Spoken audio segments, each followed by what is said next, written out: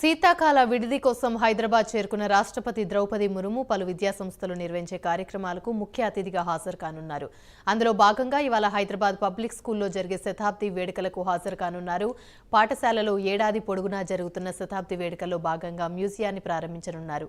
అనంతరం పలు శాస్త్ర సాంకేతిక ప్రయోగశాలను సందర్శించనున్నారు. రేపు సికింద్రాబాద్లోని పరేడ్ గ్రౌండ్స్లో ఎంఎన్ఆర్ విద్యాసంస్థ ట్రస్ట్ ఆధ్వర్యంలో నిర్వహించే గోల్డెన్ జూబ్లీ సెలబ్రేషన్లో పాల్గొనున్నారు.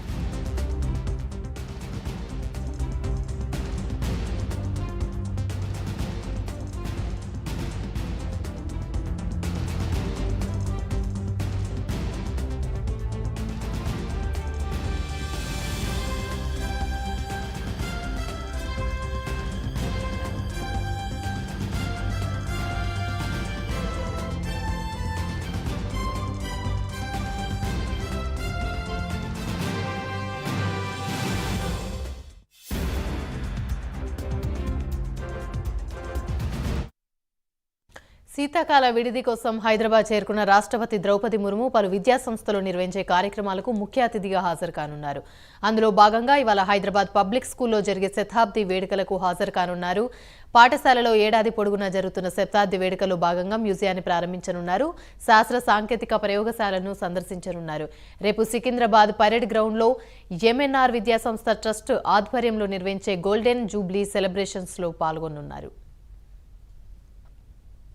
ఇక ఇదే అంశానికి సంబంధించి మరిన్ని వివరాలు మా ప్రతినిధి కుమార్ అందిస్తారు. కుమార్, చెప్పండి.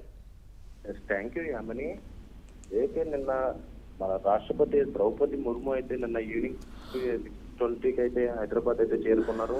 అలాగే ఈ 5 రోజుల పాటు శీతాకాలం విడిది కోసం అయితే రాష్ట్రపతి మన హైదరాబాద్ లో అయితే ప్రస్తుతం బస చేయనున్నారు. మొత్తానికి ఈ 5 రోజులకు సంబంధించి కూడా షెడ్యూల్ అయితే ఖరారు చేసుకున్నారు.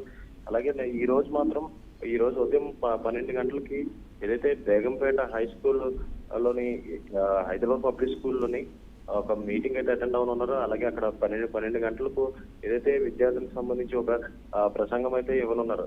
మొత్తానికి రాష్ట్రపతి హైదరాబాద్ రావడంతో పూర్తిగా పోలీసు వారు అయితే ట్రాఫిక్ ఆంక్షలు అయితే విధించడం జరిగింది.